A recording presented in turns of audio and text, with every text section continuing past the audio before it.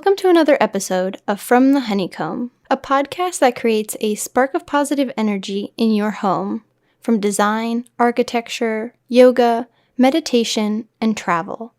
I've created this podcast as a place to come for design inspiration and especially to learn about Vastu Shastra with a modern approach.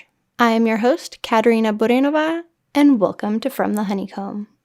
On today's episode, we are going to discuss abundance, prosperity, and what Vastu Shastra principles you can use to bring those qualities into your home. Now, when you are prosperous and abundant, what does that look like for you? Does it mean you have financial security, or that you get to travel wherever and whenever you want, or eat wherever you want, or buy that expensive purse? Whatever it is, each of us has our own idea of what it means to be prosperous and abundant.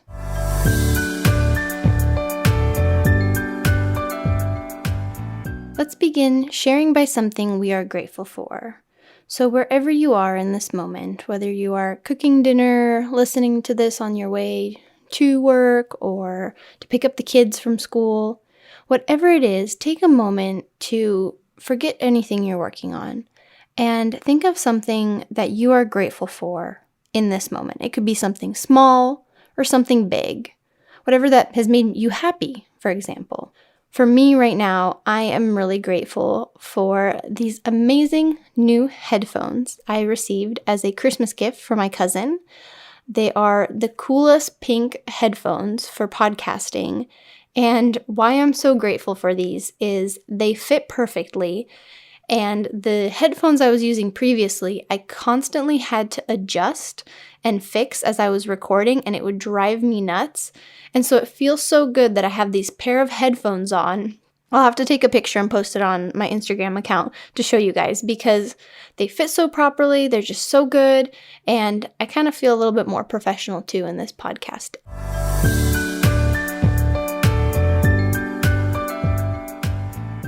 Now, the two major things I am sure you thought about when I asked what would make you feel more prosperous and abundant is money and health. And I'm sure the majority of you thought about money.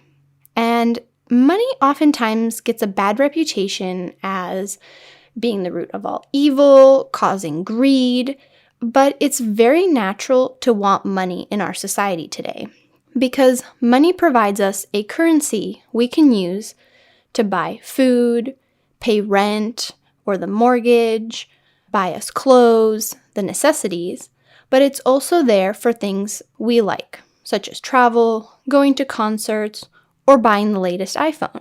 And after what we have seen over the last 2 years, good health is not something that everyone has. Health is something that we can often take for granted, and it's also something we have to work hard for and may not come as easily for some.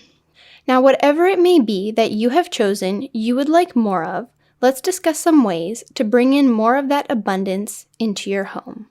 As I've mentioned in previous podcast episodes, in Vastu Shastra, you want to create a home with a balanced energy. So there's the 5 elements. You have fire, earth, water, air, and ether. And all of these need to be equally balanced within the home to create harmony. And there are specific areas of the home that are governed by the planets as well, but for now I'm only going to refer to the elements to keep it simple, and in future episodes I will incorporate planets, but for now we're just going to stick to the elements. And so there are areas you can focus on more in the home to attract abundance by adding colors, furniture, moving doors, windows. There's just so many things we can do. But before we dive into the Vastu tips, I want to make a very important point. As you design, decorate, add, or remove things to your space to create that abundance and prosperity, you have to do it with a good intention. Because if you go into this feeling greedy, selfishness, that energy will not translate into something positive. It will have the opposite effect. And it will disrupt the flow of energy. So for example, you want to create abundance, lots of money to come in because you have a big trip coming up, or you want to buy this house, this beautiful house. And so you want to attract that wealth. And so, because one way you can do is add a water element into the northeast corner of the home, which I'll further explore soon in this episode. And so you put some sort of water element right into your northeast corner.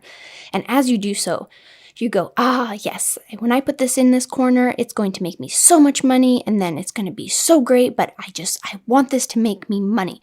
And you put that energy into it as you're making whatever it is, as you're decorating, as you're buying whatever it is that you're going to put into that area.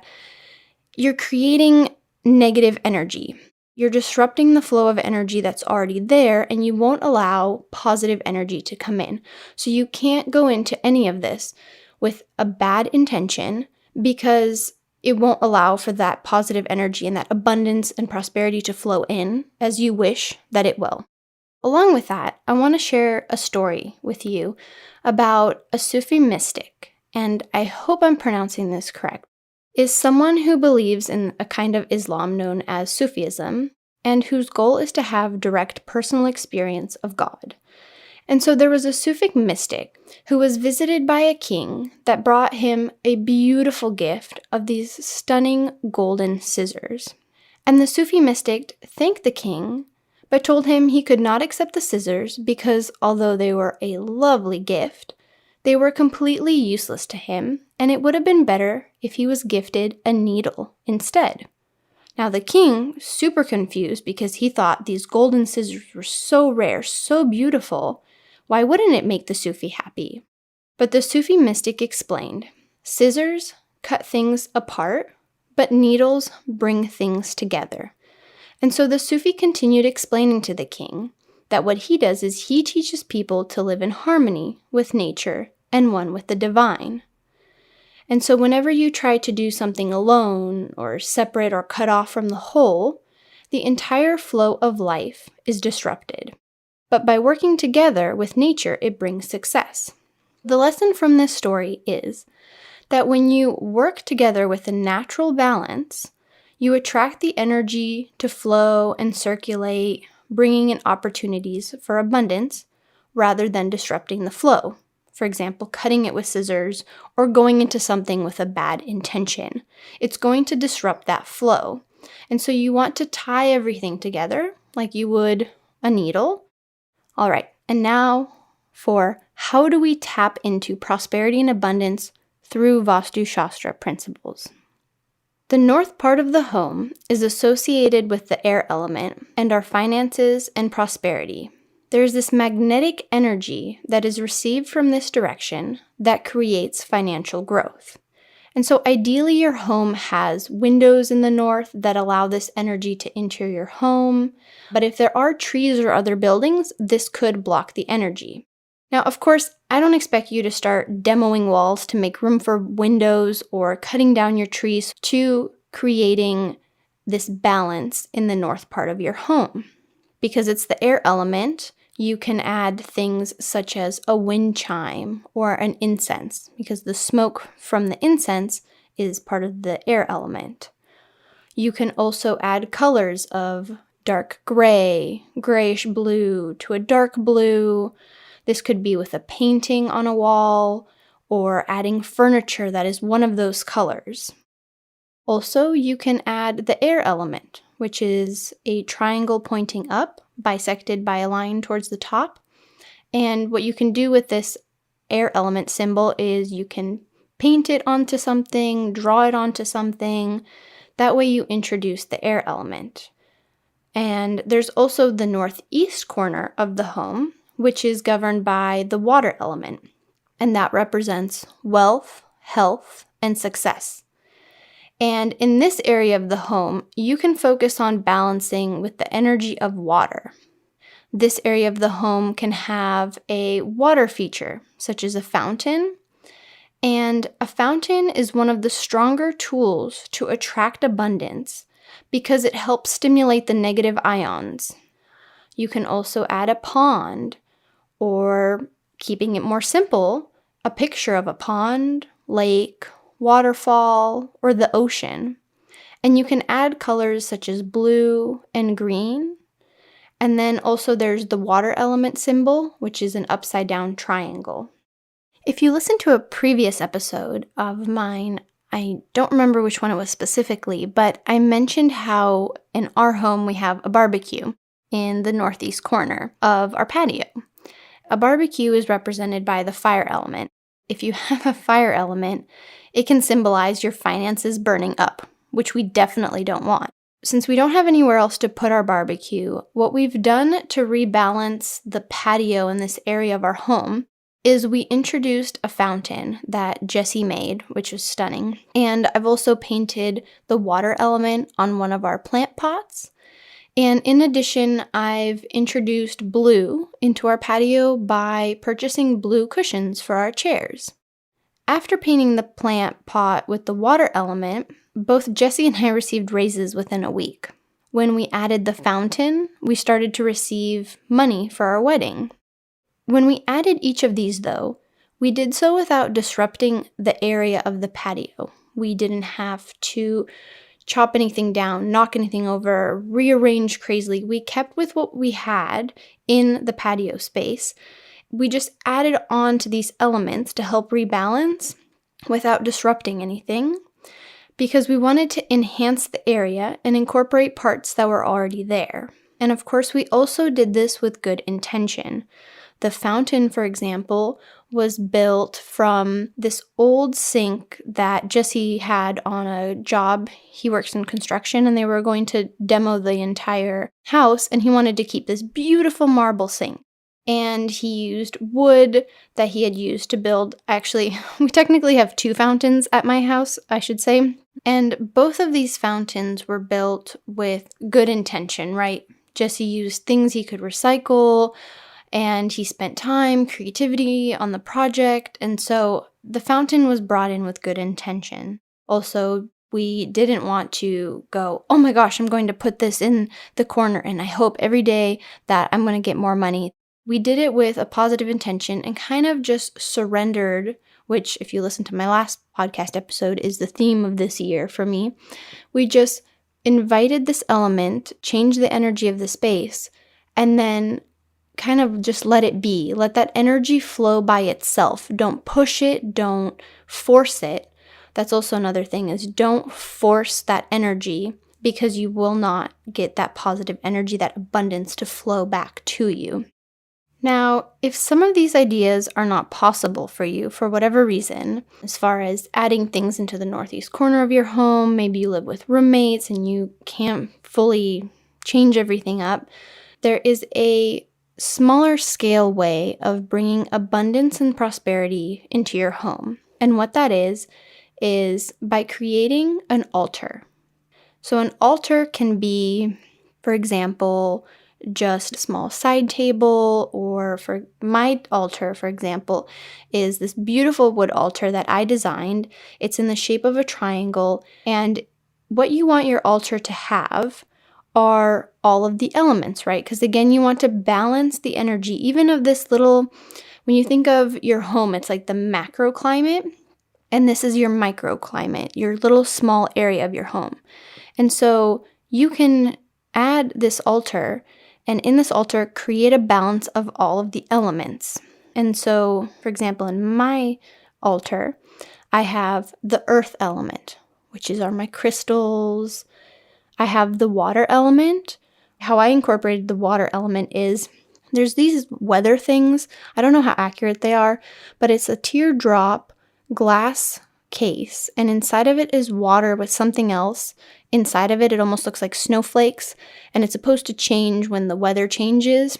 I don't think this one works anymore. It's kind of old, but I use that as an introduction of the water element, right? Because you have the teardrop with the liquid inside. I also have a candle. Of course, that's easy for the fire element. And for air, I have a feather that I have, which I use when I'm saging. And so I've used the feather as my air element. Now, among all of these the crystals, the candle, the water teardrop, the feather, I also have dollar bills folded up. I have some folded just underneath crystals, just in a very loose form. But what I also introduced was, because with this altar, some of my intentions when I look at it when I was building this was, of course, abundance. For me, having the money to travel and for a home, and also we had our wedding last year. So I wanted to attract this abundance. And so I added money. And I've also added origami money. And Jessie taught me how to make a dollar bill and fold it up into a little heart. Everything I put in there, I have chosen to be on this altar. And I'm actually really excited. We just got some crystals while we were in Topanga Canyon over the New Year's that I will be introducing to my altar. But before I introduce these new elements, of course with crystals you need to sage them to clear the energy, but I'm going to place them with good intention. And I'm also going to take care of this altar. So you can't just build this altar and then just leave it and let it be. You kind of have to tend to it almost like a garden. And this work applies for anywhere in the house, right? You can't just set something up and then, like a plant, you can't just put a plant in the corner and go, okay, here's some sunshine, grow, hopefully you'll be fine. No, you still have to add water and take care of it if there's any dead leaves. So think of whatever it is you're introducing. If, for example, it's a painting, don't let it get dusty. You want to keep that energy clean and flowing through, and also come back to whatever space you've created or back to your altar. And so fill your altar with whatever your intention may be. You can use images of things you are wanting to attract, photos of loved ones, etc. And the altar should also be placed in the north part of your home. Another big thing about attracting abundance into the home, it's reducing clutter. Because reducing clutter reduces stressful energy within a home. By reducing clutter, you allow the energy to flow through your home, and so wherever it may be coming through, if it's coming through the windows, through the doors, anything, you're allowing for this energy to move through. So whatever clutter you have, clean up. Also, another thing is you can rearrange furniture by keeping an open floor plan. This also allows that energy to flow moving through, because you don't want it to become stagnant. Also adding lightweight furniture in the north and east areas, while the heavy furniture goes in the south and west. Those are also some ways you can balance the home to keep positive energy flowing through.